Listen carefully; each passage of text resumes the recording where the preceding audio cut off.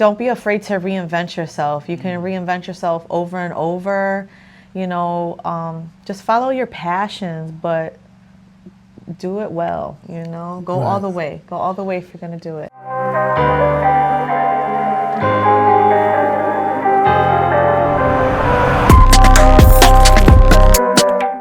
Hey guys, welcome to another podcast of Minds Worth Noting. I have the pleasure to have Amapola Arts Studio here. We have Nino and Glisette.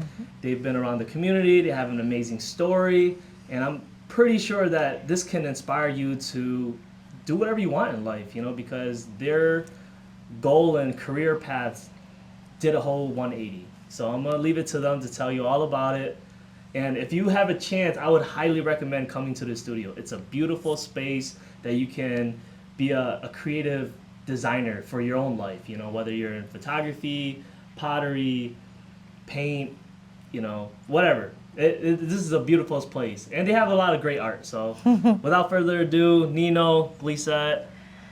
Thanks, Jackie. Yep. We're so excited to be here. A lot of people ask us, how did we get here? How did the studio open? And it's really us having these very different lives that eventually collided. And so I'm the first in my family born in Buffalo, so born and raised in Buffalo. But I had the pleasure of living between Buffalo and Puerto Rico. My family's from Ceiba, Puerto Rico. And I was born here. We moved back to Puerto Rico, came back to Buffalo, moved back to Puerto Rico. So I studied middle school on the island. And then I went to Bilingual Center School 33 here, and then Hutch Tech, which I know you go there. Knowledge is power, everybody. But I'm one of the lucky ones where I was able to live in both worlds. I love Buffalo. I'm from the 716, all things Buffalo. I'm a Bills fan. We're not going to talk about how that works on Sundays at home because someone's a Giants fan. We can get there. We'll get there. Yeah, that's interesting. But, I do really love Buffalo, but I equally love Puerto Rico. That's home for me, and that's what really runs through my veins. And so I'm really fortunate to have just been able to maintain my culture, maintain my home language, Spanish, and still learn all of these amazing things here on the mainland. And, not from the west side. I grew up in South Buffalo, old First Ward Valley neighborhood with the Swan Street Perry Project Puerto Ricans, not the West Siders, sorry. All right. But, that's where I grew up, in a very working class neighborhood, very poor neighborhood. And, I want to really say and name out loud that education was really my way out of poverty. So, I went to Hutch Tech, which is a great high school, and I learned a lot. And then I just went down the path of education. Long story short, I became a special educator. I went to Buffalo State. I went to UB. I have my doctorate. I'm Dr. Glisette Morales. Doctor. Yes. Yeah. Formerly Dr. Colon. A lot of people know me as Colon, my maiden name. I'm Dr. Glisette Morales. And I always like to share with the young people, when you look at the population of people that hold PhDs, only 1% are Latinas. Wow. Okay. About 8% are Latinos, but I'm talking about Latinas, right? Female power. So I'm part of 1%. Okay, 1%. Yeah. So I've made it to 1% somehow, right? And so I was never an artist. Stick figures is what I still draw today, and they're not even pretty. Right. And so, but I really believe that teaching was my art. I pride myself. I've been told I'm an excellent teacher. I'm a teacher trainer, right? So I work at Buffalo State University, and I direct a bilingual special ed program.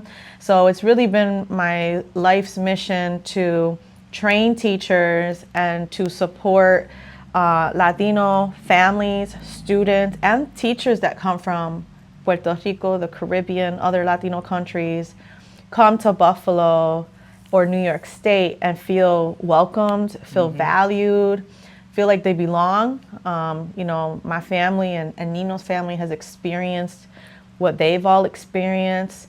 although we recognize that as Puerto Ricans, our immigration experience is very different, Right. but still that shared story of having to leave home, you know, to come here. And, you know, I held that role in the community, and I still do hold that role in the community very preciously, very seriously. I feel like it's been a calling to help these families.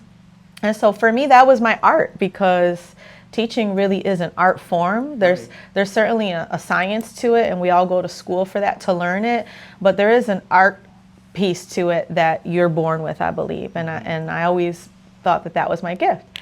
And then one day I met this amazing human being here, love of my life. And he just, I say he was born an artist. Like, he just came out of the womb. Started creating. Just creating, right? And like all of these mediums, like what doesn't he do? Like he's my my MacGyver. He's my Puerto Rican MacGyver. That's sweet. Like if I have an idea, I'm like, Nino, can you do this? And it'll be the craziest idea, and somehow it comes to fruition. So his mind is just programmed to be artistic and creative. And so I thought, well, I'm a teacher. That's my art. That's what it is. But then one day we decided to take a pottery class as a date night. And I'm just so excited to report here on camera that Nino was horrible at it. Terrible. He was just horrible at it. I'm not ashamed to admit it. It was terrible. I have to brag, right? A non-humble brag. Yeah. And I was like, yes, and I was not half bad at it, right? And so I thought, wait a minute, this is kind of cool. Like I can, you know, play with clay and create something. And so immediately I just gravitated towards clay. There was something about it, like of, you know, taking mud and turning it into something. And so it really started out as my like mental health, you know, creative hobby, as a stress reliever to the day-to-days of bilingual education, which some days are harder than others. I believe it. And so, a lot of socio-political context there. That could be a whole nother podcast. But, you know, but I just jumped down the rabbit hole of pottery, and Nino was for it. So he helped build my studio at home, and I just had a home studio. The whole home became a studio. The whole home was filled with clay, and That's love right there. That is love. I was like, baby, can you put some shelves up? Baby, can we build a table? You know, and I was like, okay. And we literally transformed the house, and it was really a stress reliever. And actually, it came around the same time as his emergency amputation. And so I really believe everything happens for a reason, and I needed that outlet more than ever. And I just jumped in. But then something happened. As I was working with the clay, and then started taking ceramics classes at the university, I learned that, you know, you could do so much more than just make cups and plates. So not just make cute things, which is cool. But I really thought, you know, I have something to say, and this is a really cool way to say it. And working with multilingual learners and students with disabilities, you know, they struggle with language, especially if English is not their first language. And I firmly believe that art is language, and it could be a tool to help individuals, not just kids, but just individuals have a conversation or brainstorm ideas, especially difficult ideas and difficult conversations and topics that are happening. And so I started to experiment and like, what if I did this with my students, you know, or what if I taught teachers how to use art, specifically clay, as a medium to draft with your body. That was kind of something that I coined, you know, in my teaching. I thought this is really interesting because now kiddos are talking through their artistic process, and I'm asking them questions about why they're choosing certain symbols and things before we got into the 3-paragraph essay, you know? And I thought this is actually really cool. I might want to do this, you know? And so it really did just turn into, it started to like change the GPS just started recalculating, you know, the GPS of my life. I thought I would be a lifer in academia, and that's what it was. And but I think I know God had other plans of like, wait a minute, I want you to use your skills in pedagogy, your skills in teaching, but let's put a different spin on it, And in my 40s, I found myself recreating, what my life was going to be. Right. And so we just started working with kids because that's my passion, and so I'm this teacher who all of a sudden became an artist. And then Nino, by default, hanging out with me, is this amazing artist who became a teacher, And I'll let him talk more about that because he was a drill instructor. And so we had to do some teacher training. But it was amazing. And really, of course, a lot of things happened in between. But that's how Amapola Arts was born, was my love of teaching and this really cool serendipitous discovery of clay. And I was just so connected to it and was good at it, immediately. Like quick. And I thought, now this is great. This is what I want to do. Wow, that's amazing. And you said in your 40s, but I thought you were in like your 30s or something. And She's aging well. Her birthday's coming up next no week. kidding, She's, really? Yeah, she's birthday's coming up my next week. 46th birthday is next Thursday. Oh, hey. Okay, For cool. those of you who want to know, the good old Pond's cream from Family Dollar, Yeah, it that's works. all you need. Yeah, touch it up. Wash your face every night, put some Pond's on, and be happy. There you That's go. right. Be happy. Smile a lot, Oh my laugh God. and smile. Yes, Yes. just don't take things so serious. Work hard. Right. Work hard, but don't take yourself so serious, I guess is what I should say. Because if you're going to do something, do it right. well. Right. Do it right, do it well. But it's, don't stress about the small stuff. And that's really what we try to do, because we've had some pretty serious life situations. Yeah, we have. And it puts things into perspective. Yeah. So the fact that we were given this gift of being able to be artists full time and work with amazing, young, talented artists, and just be an amazing place for people to come in and learn about we're so proud to be Puerto Rican. I mean, Puerto Ricans are a bit crazy with their pride. Like we Right. if Right. we Flags could put everywhere. I see. if I could put a flag on my fork, then I would do that. Like we just want a flag on everything. Like we're so Puerto Rican, I'm told, right? Yeah. The young people crack me up. Yeah, But that's funny. I had a young college student say, you're like really Puerto Rican. So I was like, oh, there's levels. So I'm like I'm level 10, right? We keep a level 10. We keep a level 10, but we pride ourselves in that, we just want to share with you, but in turn, I want to learn about your culture too, right? Yeah. I want it to be a reciprocal learning experience, because everybody's culture and everybody's identity matters. Right. So it actually took us a year to craft our mission statement, and we just Took did. us a while. We didn't just Because we jump in. weren't sure what we were going to be, Okay. and we just crafted our mission statement last week, and we were finally able to articulate, what it is that we do and who we are. And it's just that, like, we want to be a mirror for our Latino community, to see themselves reflected, to come in here, to hear the salsa, smell the cafe, dance, learn about our Afro-Caribbean, Taino cultures, our European ancestry, love it or hate it, is part of who we are. Right.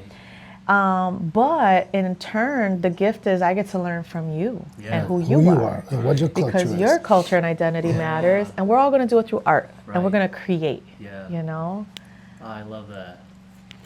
Yeah. Okay. So I'm Nino Morales. I was born in San Germán, Puerto Rico, which is on the west coast of Puerto Rico.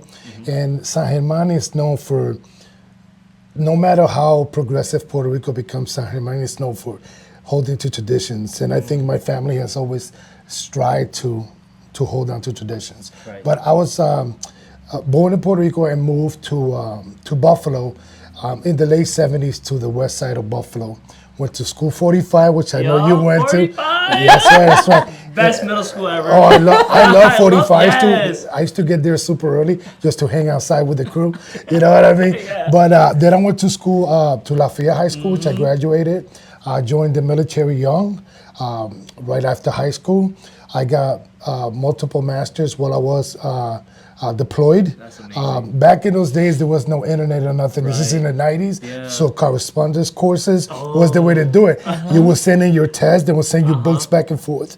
And you my would just, God. it would take forever to Yeah, graduate. how long did that take? Oh, it took 6, 7, 8 years. But, you know, I was deployed most of my time, so Yeah. it gave me something to focus on and keep my mind off the things that were going on that really would impact my mental health and my life. So it allowed me to stay focused. But a lot of things that I used to stay focused in the military was art. I did art most of my life. I started shooting photography when I was 9, and I've been drawing most of my time. When I was little, my uncles used to come to me. I used to design their tattoos. No back way, in the really? back that young, you know what I mean? Wow, I had the yeah. vision to do it. And today I work with I pound metal. I make things out of metal, sculpted metal. I have sculpted in clay. I work with wood. I paint pretty much on anything that you can paint on. And I pride myself on trying new things, never really to stay stale or stagnant in one thing, because as an artist, you could get bored doing the same thing over and over again. Yeah. But towards the end part of my military career, I became a drill instructor, where, you know, my intensity was always there. I was always focused because my job was to get young people ready for, you know, things that they were going to face later in their military career. Right. So when I first started hanging out with this young lady and doing the first entry of Amapola Arts, because we really started before Amapola Arts. Yeah. We started, we had pretty much a travel studio where we would just pack up our cars and put everything into our vehicles and just go either to shows or to schools. And we just have teachers bring their kids. And when I first started, I was a little bit, you know, I was a little, you don't do that like that, you do it like this. And she was like, man, I need to tone it down. So I went to a training process where I had to learn patience of what the kids were putting out, because you know what I mean. As a drill instructor, you expect certain amount of things, so you expect it to be done correctly. But that's not the same focus you need to have with children. He has an honorary I didn't know it was degree in looked up, education. you know, it was looked frowned upon, you know. But she got me squared away, like they say in the military. She got me squared away. And now one of my loves, one of my passions is working with these kids. We've been with some of these kids at the Bell and other locations like the Keenan for many, many years, and they become family, you know. You start missing them when you don't see them. But when we talk about Amapola, we look at more than just the art vision, right? We look at it as community vision, right? Because this place is always full of just random folks just walking down the street. It's not just things that we have planned. We have so many unplanned things that happen throughout the day. The amount of people that come in and just randomly sign up for like classes, or they just want to sit down, maybe just have a coffee and talk about their life experiences. We have a lot of elderly people that just love to come and chat about the teenage days when we used to shoot film photography, which I still do. With the cell phones now, a lot of that art has been lost, but these people still hold on to this day. Some people bring me their cameras to fix from the 60s and 70s, because I still like to, you know, mess around with those cameras, clean them and fix them.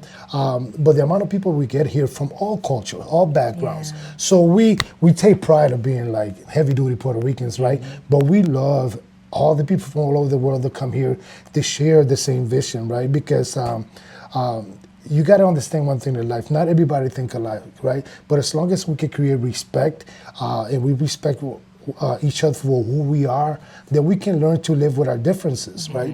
But we strive to, like, if you walk into our place and you don't know something, I don't blame you for you not knowing. But it's our job to educate you. And if you leave here with education that you can take into the world yourself, then you can make a difference yourself. You don't have to be so judgmental about certain people, what certain people do. I feel like people that judge and things like that, because they're not educated. They don't necessarily have evil or that type of feelings in their heart. Just really not educated, right? So we take our education piece very seriously, and when when we go into schools, you know, we just don't do schools in the city. We're doing it out in the suburbs and in different areas where maybe the population is different ethnic groups all over the place. Right. Yeah. So we really don't ever change who we are as people. We actually take who we are and we ask you to be who you are. You don't have to conform to anything around us. We allow you to be yourself as long as you allow us to be ourselves. You know what I mean? So we love what we do here. Amapola Art is our mission, and we look to just keep growing and expanding. Wow, that's awesome. That's amazing. I really, you guys are really inspiring. I love that. You know, that's the good, love good. story, everything that's been going on with this Yeah. place. Where did the name come from, Amapola I'll let Arts? you have the good. So amapola is technically the Spanish word for the poppy flower, if you look it up Okay. in the dictionary. Yeah. But in the Caribbean, we refer to the hibiscus flowers, Right. you know, the rose of Sharon, all those tropical like flowers as amapolas, right? But not to be confused, the national flower of Puerto Rico is flor de maga. And it looks like the hibiscus, but it is at a different scientific category, right? If we want to talk about flora, but they look very similar in appearance. And so, of course, flor de maga is our flower. Right. When you think about the Super Bowl performance, the flower that Lady Gaga had, that's the flor de maga, that beautiful red flower with the Yeah. bright yellow pollen, pistol. No, I don't know how you say that in English, but you know, in aligning with our mission of being inclusive, you know, we wanted to pay homage to all of the beautiful flora in the Caribbean. And so we went with Amapola, you know, and when you look at Nino's work, there's almost an iteration, an artistic iteration of an Amapola flower in almost all of his pieces. And I don't have any here because those pieces have sold.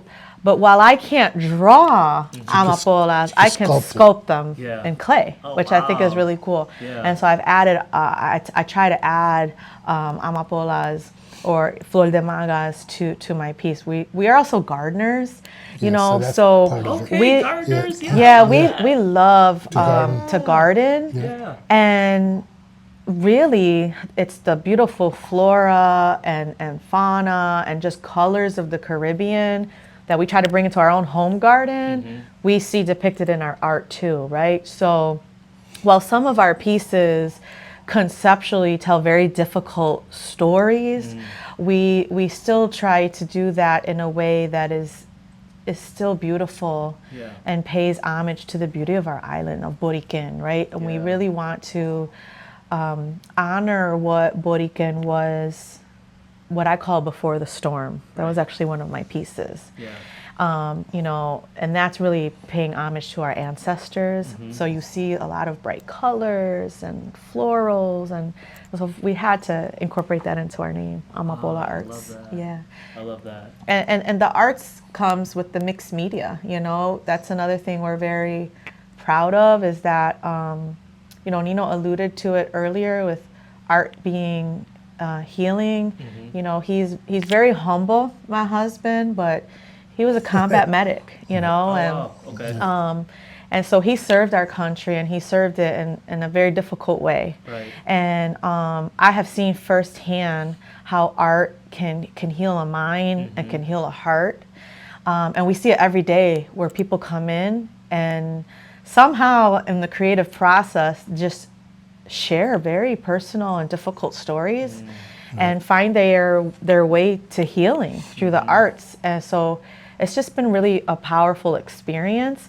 And so we want to honor art in all of its form. You know, we've had, of course, visual arts with painting and photography and ceramics, but we've had performing artists here.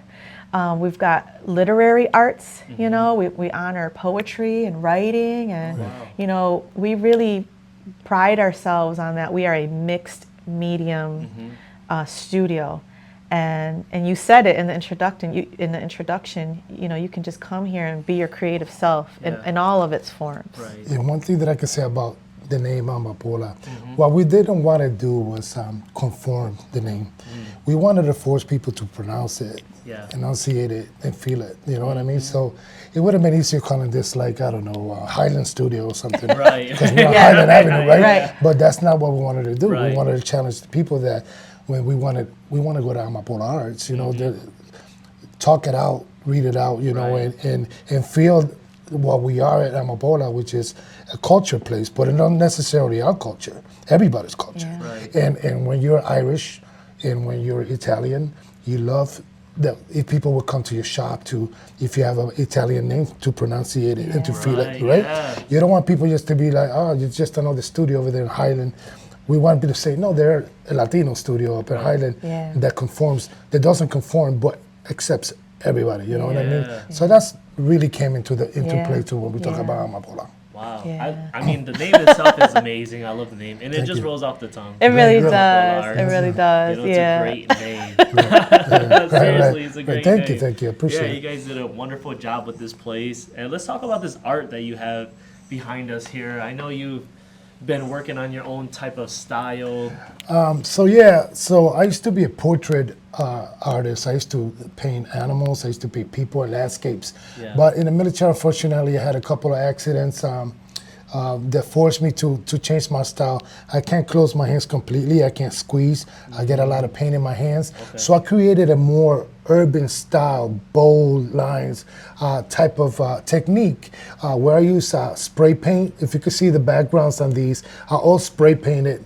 And then I paint on acrylics and I paint on Posca, but I have used other types of paint too. I even use home paint that you use to paint walls on these pieces, on some of these pieces. I use different background techniques where I crunch papers and put them all over the place. Yeah. I just like to try different things. I'm never afraid to really try new techniques and everything on paper because I didn't want to lose just because I lost feelings in my hands, I didn't want to lose the ability to create. And I think in a blessing type of way, you can look at, a terrible thing that happens in a blessing will allow me to be even more creative, right? Because I had to look for other ways to kind of progress in my art style. Right. But luckily, a lot of people around not only in Buffalo, Canada, in England, I have pieces in Germany and different places that I have shipped my art to. They have really taken to this style of art. And I consider it to be more like an urban style, something you will see if you're walking around the streets of New York City, maybe on the walls, but with a little bit more flair and a little bit more thought. If I say it you see a lot of women in my pieces, right? If you can see 1, 2, 3, 4, and if you look all over my pieces and my prints, women are a very significant part of my life. My mom was a sole mother. She raised us by herself. My aunt is also raised her children by herself, and they were no prisoners. We'll take no prisoners type of mother. You know what I mean? But we don't appreciate that type of parenting until you get older. You're like, if my mom would have never taught me this or been strict with this, I might end up somewhere completely different, right? True, So it's like I appreciate her so much now that a lot of tribute of my work goes to those females, to include my wife, right? I have painted her in multiple styles in charcoal. I have done a charcoal piece just recently of her. And a different way that I see female as powerful figures, you know what I mean? Because in my life, that really what makes the difference in how I was brought up and the impact that I'm able to have now on my community, you know what I mean? Because Mama never really, she was supporting everything. You have parents that are like, no, I wouldn't do that because that's it. My mom was like, if you're gonna do it 100%. Don't have anything. Don't go in there and just, you know what I mean, do it full blown, and it'll eventually work out. She was always so positive that allowed me to pretty much just expand my art creativity, and I still do it today. She still loves my pieces, and you know what I mean. So she still buys from us, even though she thinks she's buying it. We just she's gonna watch it and be like, "What? I'm not buying." No, but we love her and the influence she has had in our life. But like I said, she has a lot to do with the pieces I put out.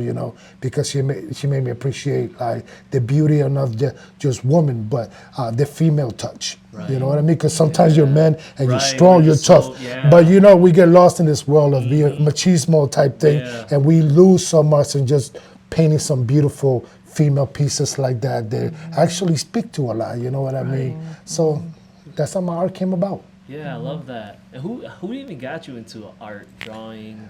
You said you were 9 years old. So my family's very, very creative. Okay. But they all do different things. Yeah. My mom sings, my sister sings. Wow. My aunts all singers. They play different instruments. Yeah. We play percussion. My nieces all sing, and they just have it. We had when we were little, we would have what we call parandas all the time. We used to have parties where we would just like do different types of art. Somebody would just pick up the mic, and some people start playing like the congas and stuff. So we were always very creative around the house, and always like we created this atmosphere of creativity, you know what I mean, where we just like have time to ourselves. When we were younger, and my mom would just like be. You know, you go and you paint on the streets. Remember, we used to paint with like chalk and things like that. Yeah, So my mom would sit there and watch us for hours where we would paint with chalk and things like that. So I don't know if the painting arts were like they weren't like visible in my family much because not many of us are artists. Just me and a few of my nieces are like painting artists, but a lot of them like creative artists, like dancers and singers. So that's all art to me and all creativity. So that's how I got into it. We were, kind of created this atmosphere of just art. And she got into it just recently, and she's amazing at it. Well, he's forgetting to talk about how he was a tagger back in the day. A little bit of tagger back in the day, you know what I mean? So he gets to, this is his way to legally tag on his art. He's been tapped on the shoulder a few times, I never did big damages or anything, but as a kid, you always explore different art mediums, you know what I mean? And if I was just happened to be walking behind a building that was kind of, it looked kind of ugly or something. You want to touch it up a little bit, but I don't recommend anybody. No. But it's kind of cool because the young people will come in and they're so enamored by the spray paint because the spray painting looks like airbrush. It's just, I mean, I've tried it and I've failed miserably. But the kids will come in and they just think it's such a cool process, and then they layer on top of it. It's really cool to see them explore and then put their own twist on using those mediums. It's so much different than spray painting on the building, right? And spray painting this small or that small, you know what I mean? Creative pieces that are that small, and you put spray paint, you really have not much room for error, because then you would just completely destroy your piece. Right. But I love what we do here, man. It's just when we come to work, you always have a smile on your face because when you do what you love, it sounds cliche, whatever, but it's not really work. Right. I mean, it's not cliche at all. Yeah. It's a beautiful thing. Right. What was your first camera? So my first camera was a 1964 Canon FX, and I still have it somewhere up there. It's my camera that I still take everywhere with me. I love to shoot it in black and white, and I love to do street photography for it. Because if you look at the DSLRs now, they're humongous.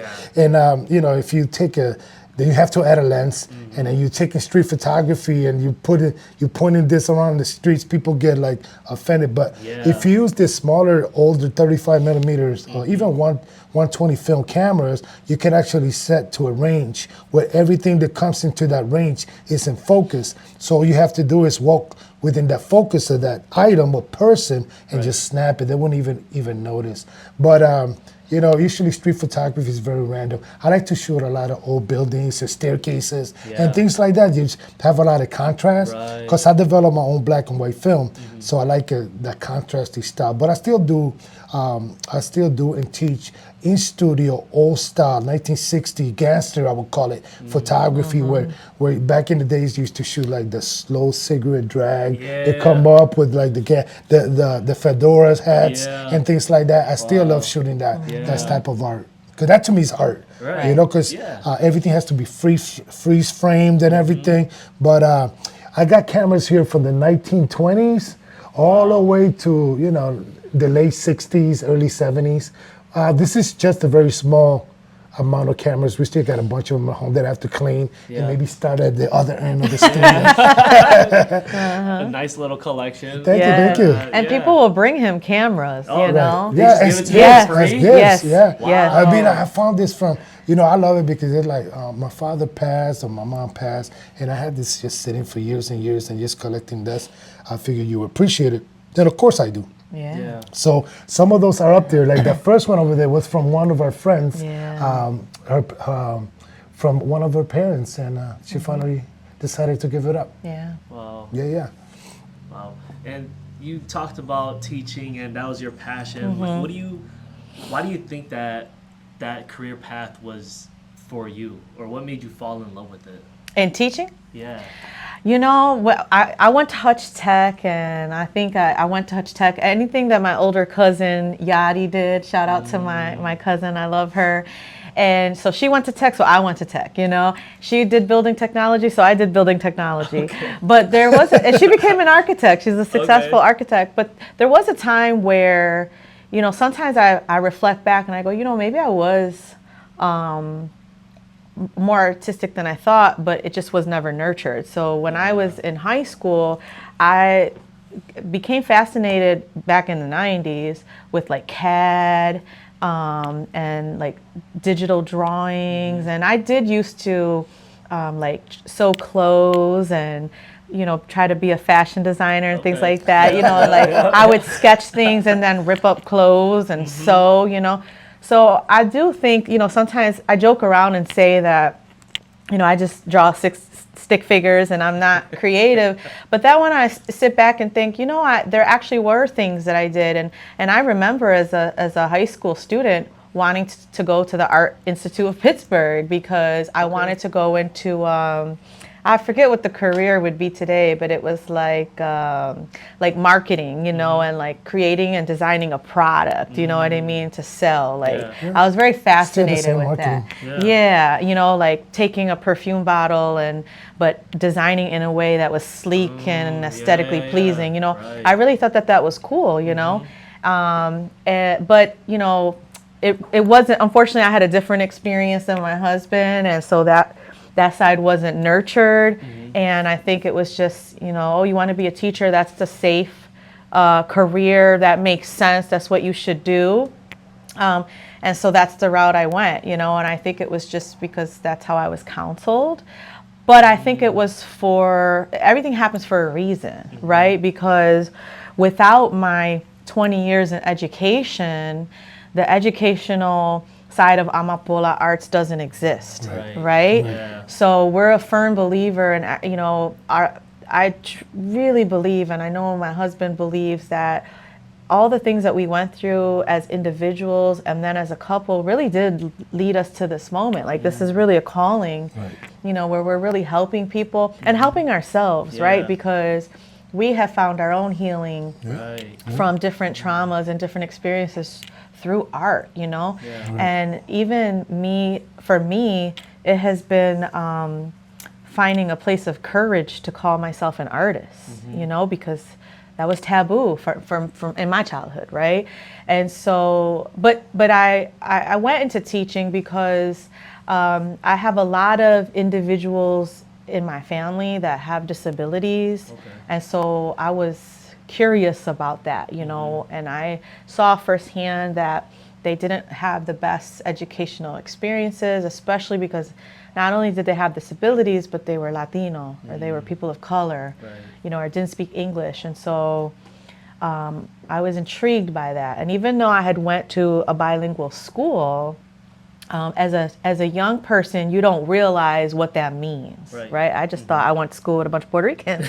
You know, we all spoke Spanish. But now as an adult, I realized, I was in a bilingual program. That the goal was for me to keep my home language, you know? So I just, you know, went down that rabbit hole. I went, you know, into special education, and I'll never forget, I was 18 years old, and I had an interview with the chair of the department at that time of special education. Her name is Dr. Sarita Zamora. And I was just so taken back because here a Mexican woman walked in, and she was a doctor. I mean, I didn't even know what that was, you know, growing up. And so we are still in touch today.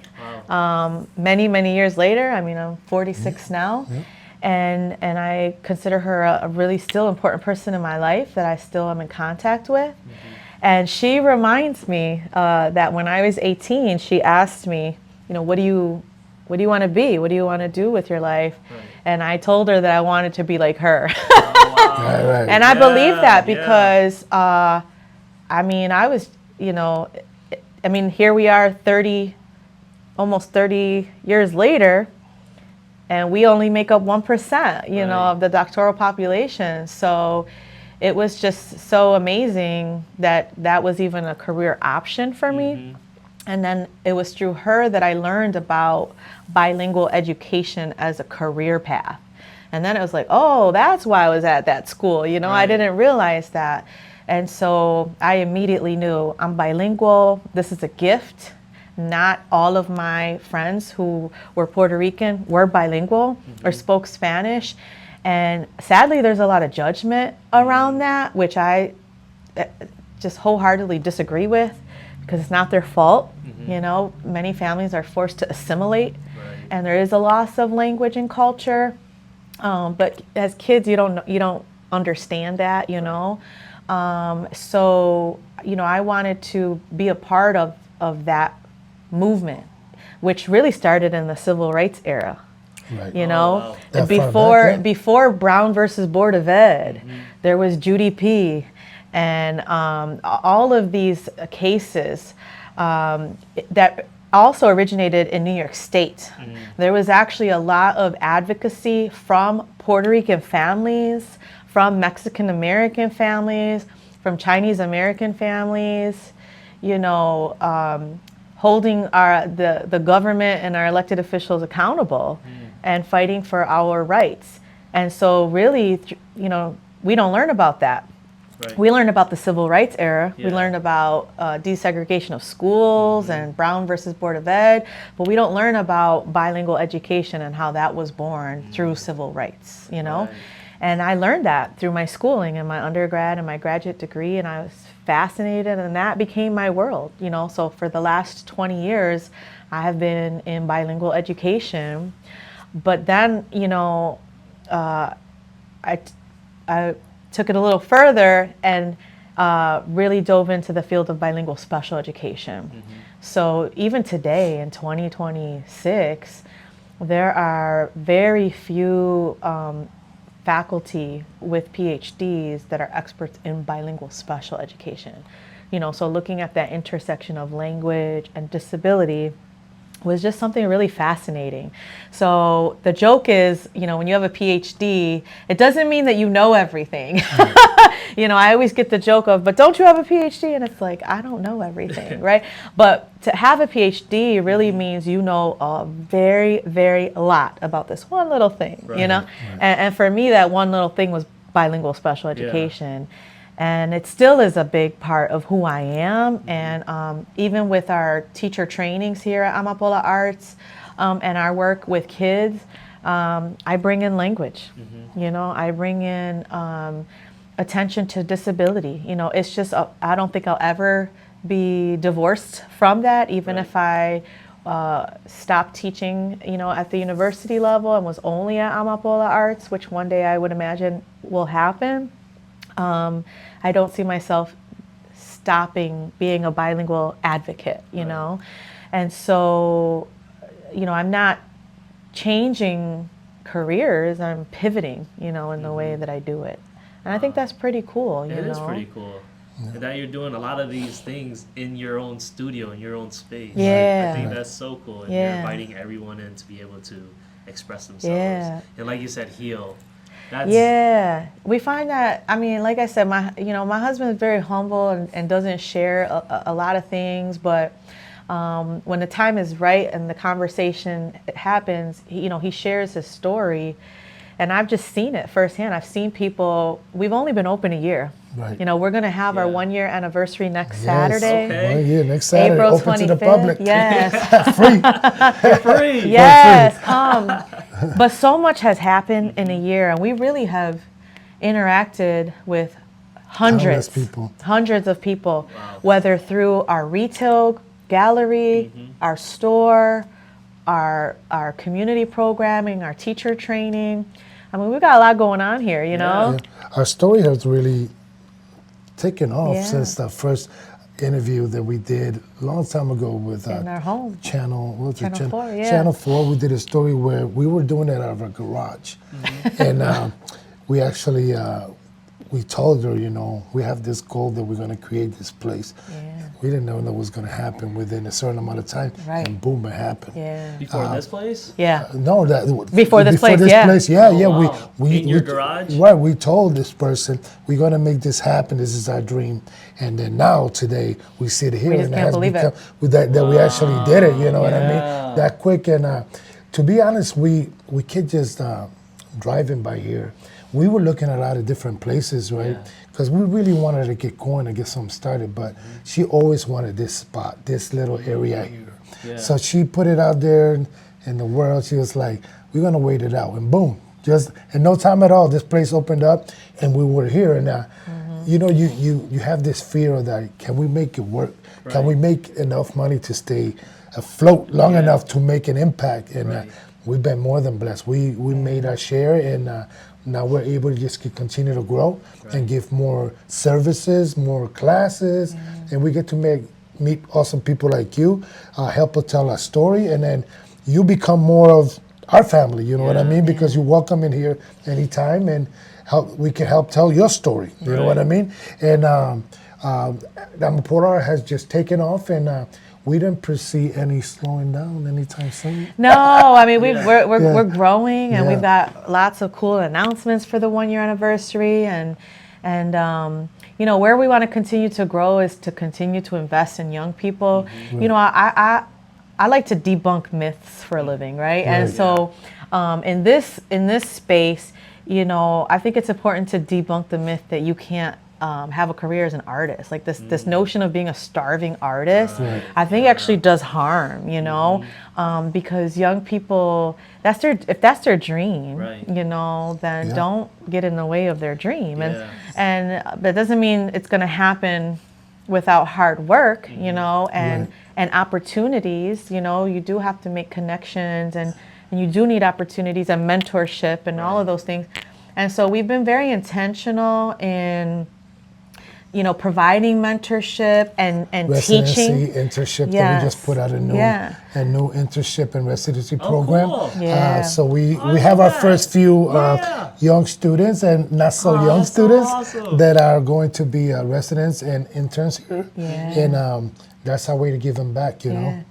I think too, what I have loved about this whole experience of just even touching clay is you know, if you look at Nino's work, he really highlights like our Afro-Caribbean and like Jibaro culture from Puerto Rico, but for me with the clay, there's something very ancestral about it. And I really feel connected to our Taino heritage through clay.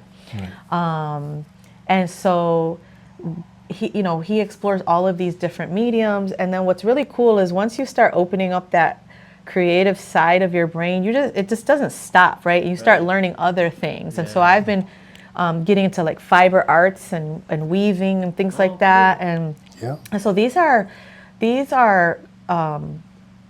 artesanía. Artisans.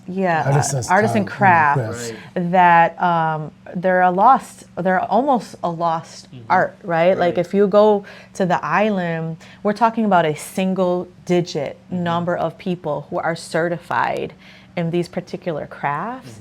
And so that's another part of Amapola Arts is we want to keep those traditions alive. Yeah, we're making it a mission to when we visit the island, to learn from those artisans, to be able to bring it back here and teach our young people, because there are children, young Puerto Ricans on the island who don't even know or have these particular ancestral skills, right?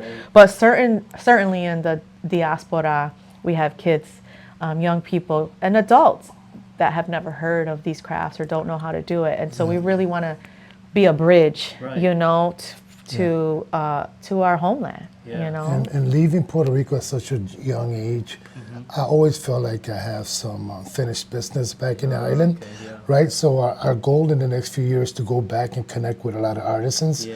and not only help them grow there, but help the artisans of Latino or any style of art grow here in Buffalo, where maybe we can do things together where when people go to Puerto Rico, they can follow and take classes with these artisans. Yeah, And when that's a the good people idea. from Puerto Rico come here, they don't Yeah. feel lost. They Right. can come and take classes from our artisans, right?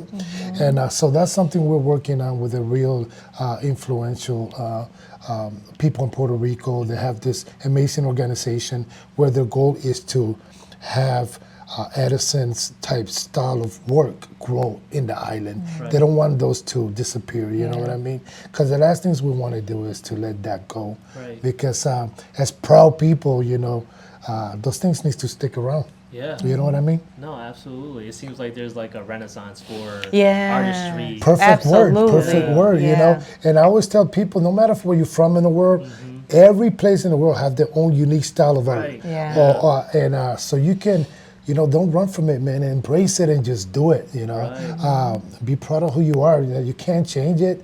And even though people might want to change it for you, don't allow it and just take it and run with it. You know what I mean? There's certain things that your parents, maybe not your parents, but maybe your parents' parents had to go through to come here, Yeah. or still go through back in your lands. You right? yeah. Right. So tell that story. You know what I mean? Yeah. Don't be afraid of sharing it or telling it, no matter where you're from in the world. Right. Yeah. Yeah, I think, I mean, for my parents, it was, well, my mom mostly, it was just her art is farming. She loves. That's right. She loves that. It's an That's amazing how art. she grew up. Right, You know, right, that's right. how they were able to survive. That's how right. they had to survive. Yeah. was Right. farming. Yeah. All of our ancestors Yeah, had to work the exactly. Right. land, Yeah, you yeah. know? Yes. That's So, an interesting to story. me, it's like that's an amazing story, you know, because I'm a storyteller.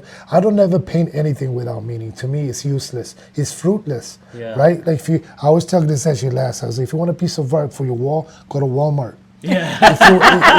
If you want a story, come to Amapola Arts. You know what I mean? Yeah. Or go to a local artist that paints from the heart and tells the stories of their families, their environment, where they're from. So all my stories come from, you know, growing up in different places around the world. You know, my military place that I've been in. You know, not some pretty things that happened when we were colonized, but you know how our life is changing day by day. How we are able to progress no matter what the challenges are. Right. So it's like, to me, it's like, just tell your stories. Don't be afraid of it. You know what I mean? They're special. You know what I Yeah. mean? So your mom thing, I would have loved nothing more this to paint somebody working the rice paddies, or you know, the farming, the stories of that area of the world, you know, because that's really big in that area of the world. Yeah. Because I've been, you know what I mean? I love those, that type of storytelling is just amazing to me. Right. She wasn't farming per se. She was just like the butcher. She's a very skilled butcher. Like, I Yeah. had to- So that type of farming. So it's like, I had to help her. Oh, the yeah. stories over there are amazing because you know what I mean. It's like that. The stories over there are amazing Yeah. because you really, like we were, our ancestors growing up, and the people. We really had very limited things that we could do as growing up. Yeah. We were also farming. We were also picking sugar cane. Right. Yeah. Not us, but our ancestors. my dad. Just Yeah. like your parents were actually picking different types of things Right. in the fields, or being a yeah. butcher like your Yeah. mom. I'm sure she didn't just grow up one day and be like, I'm a butcher. I'm sure she picked it up from somebody Yeah, I don't in know her who she family. picked it up from. It's But those crazy. stories are important. You know what I Yeah. mean? It's like just because my ancestors were sugarcane pickers, you know, that's the stories I love to tell. You know what I mean? Yeah. I don't care if they're in digital arts right now. You know what I mean? right. That to me is not interesting. Yeah, yeah. To me, I want to tell the story of how we became who we are through the efforts of our ancestors, Yeah. right? Right. Yeah. And that could be whatever it is in the areas like Vietnam, Laos, Yeah. and those type of areas in the world, Yeah. right? Or even like somebody in Afghanistan, they're picking different type of things from their fields, you know? All that came about from hard labor of our ancestors, Yeah. right? So no matter what it is, it could be anything. We hear rambling about what they did back in the day. The truth of the matter is we would never know the feeling of what it is to work Yeah. that Yes. hard. Yes. And it's our job really to keep that alive, you Yeah. know, giving their props Right. because they deserve it. They do right? deserve it. Right? It's hard work, man. Right. It's not Right. easy. And not only that, when most of it was imposed on them, it's even worse, you know. That's true. But at the end of the day, we're proud people. We're going to tell our story at Amapola Arts, and we will continue to do it. But that's just not our mission, you know. Right. It's not just telling stories about our Yeah. ancestors. It's about promoting equality and quality of life, even when it comes to mental health. You know what I mean? Yeah. Yeah, I mean, I feel it. I see it. The space is beautiful. It's Thank clean. you, thank You you. can feel, like, when you come into this space, you're like, wow, like, I feel welcome. Yeah. You know? We struggled a lot between the clay section and the art section and the painting art section because a lot of dust seemed to creep, you know, from the Listen, sanding and listen. stuff. But we make it work. You know, we make it we're, work. the potters, you know, we're a little Little crazy, rambunctious crazy. back there. You know, clay gets thrown around. Yes. But boy, are there some amazing Amazing things that are people being that come. created here Yeah, from clay, and I'm learning from our studio members. We have taught here in this studio and out in the community as young as 3. Wow. And 3 years as old? 3 years old, Wow. and as mature Mature. as 83. Yes. Mature. Mature. Yes. Yeah. And as mature as 83. So we really, you know, that's in our mission statement is we want to work with and honor artists of all ages and all backgrounds. And we just, and if we can drink some coffee and dance to some salsa while we're doing it and learn from each other, Yeah. I mean, that's just a great day. I think if we take anything from this podcast, Yeah. if I want the people to take anything from the podcast, it's like, don't think your art is meaningless, right? That's right. Because you're here doing a podcast, right?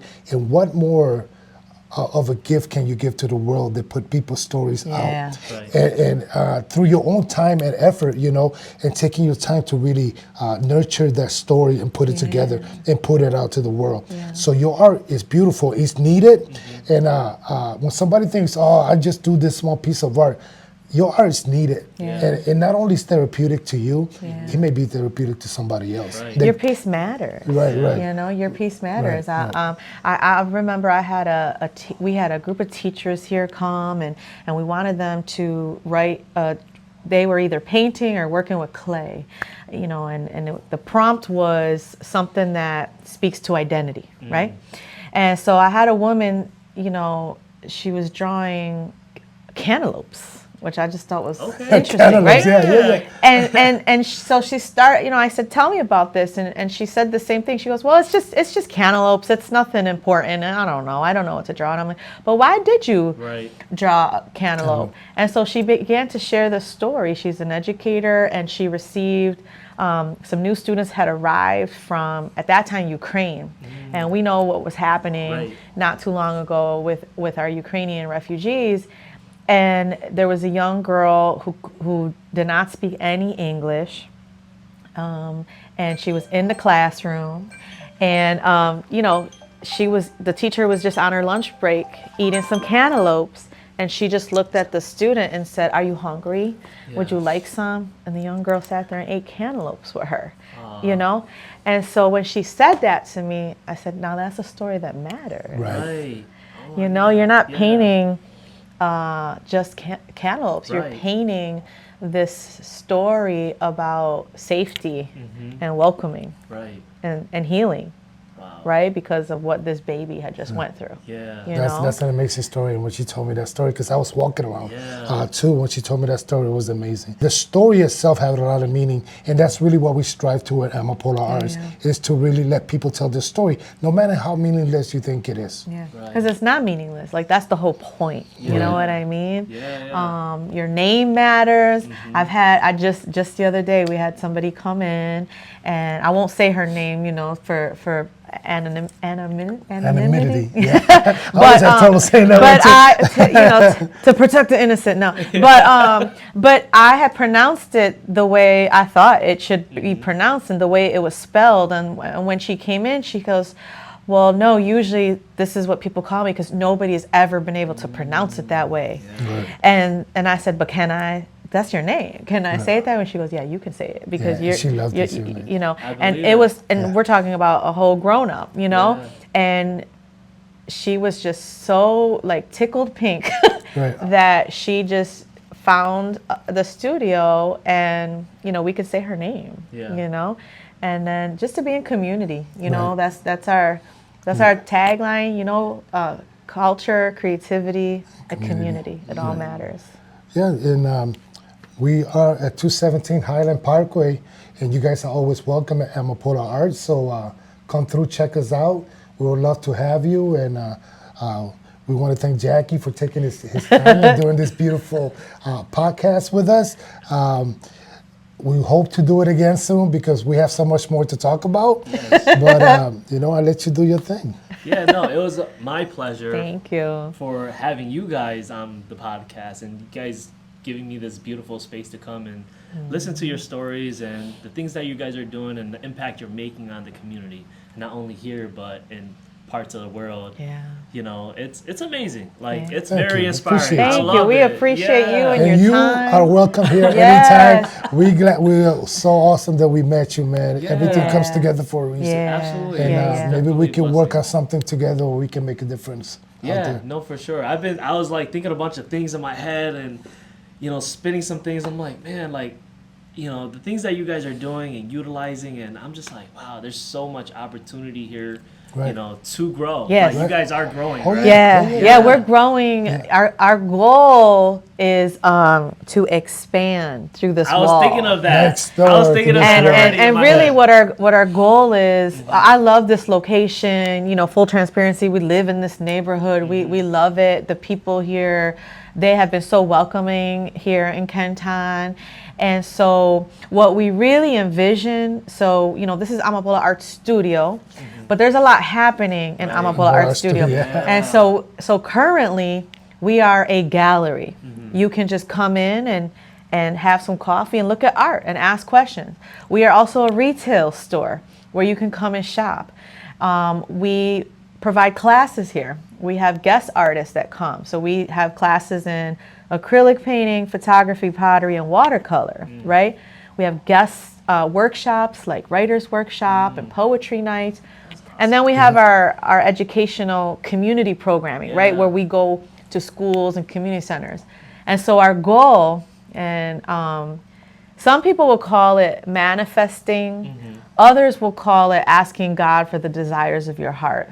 And so Nino and I are firm believers and in God, and you know, we feel like if you do what He's calling you to do, then you're going to be blessed, right? And so our goal and what we feel like really is the trajectory is to expand through this wall, and then next door would become Amapola Arts Gallery. We would have a dedicated gallery An and event event space. space. And then this would solely be the studio for instruction and working, you know, for artists to grow. Yeah, And, throw it up there. Yeah. I Let's mean, you make guys it started happen. in the garage, We right? did. We started in the garage. You gotta go back and see that episode. I'm gonna send you the It's link. hysterical. You should definitely Yeah. send We me the link. had a garage, a guest bedroom, and a basement, all dedicated to Amapola Arts. Yeah. And he still has stuff. I still do screen printing the old way Oh, wow, at home okay. and basement because we can't do it here. We just out of room already. Yeah. But it's something. Yeah, you guys I'm are utilizing yeah, it. We so really are. We really I don't are. do it much, but since doing your own products is so expensive, like T-shirts and hats, Right. I started doing all our own. Yeah. So, So, Yeah. We I love it. that. It's our happy Yeah. place. No, you guys, like I said, you guys are doing amazing. Thank you. you. Thank you for the you. space. Any Yes. last words for the viewers so that You know, for the young people that are listening, don't be afraid to reinvent yourself. You can reinvent yourself over and over. You know, just follow your passions, but do it well. You know, go all Right. the way. Go all the way if you're gonna do it, and And lead for- with love. Yeah, for me, it would be more like when you do something, put your energy into it. Don't try to doodle your way around it. Just put all your energy into it, because what you put into it is really what you want to get out of it. If you put half of yourself into something, you're really going to get half of it. If you take your time, put your effort, put a strategy together, work on a plan, you're going to make it happen, and you're going to be so much happier at the end that you actually were able to accomplish something like we did at Amapola Arts, because everybody starts with doubt. Right? We all have doubts. We all try to set limits and walls that we might not able to get around. But once you focus and you laser beam in, you're gonna make it happen. wow. Wow. There I you go. love that. There you go. Oh my God, that was amazing. There you go. And don't forget to check out next week Yes. is their 1-year anniversary. You guys could come check it out. What's the location? So 217 Highland Parkway. We're on the corner of Highland Parkway and Colvin Avenue. Our big 1-year celebration is Saturday, April 25th. That's our actual anniversary for Amapola Arts. Free to the public. 6 p.m. to 9 p.m. Family friendly, free to the public, and boy, do we have a lineup of Yeah. activities for that evening. Yes. It's just going to be amazing. So I'm not going to spoil it. You're just going to have to come and That's see it. for yourself. All right, thank you guys again. Thank I really you. appreciate it. It's No been problem. great. Thank you this so was an amazing much. hour. Yes. A couple minutes. Appreciate you, man. Yeah, thank you. Thank We'll see you you. guys in the next episode. Bye.